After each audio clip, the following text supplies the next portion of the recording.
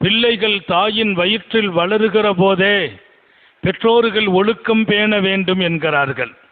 பெற்றோர்கள் சரியாகவே நடக்க வேண்டும் என்கிறார்கள். இன்னொரு பக்கம் இறை உணர்வோடும் அச்சத்தோடும் பெற்றோர்கள் இருக்க வேண்டும்.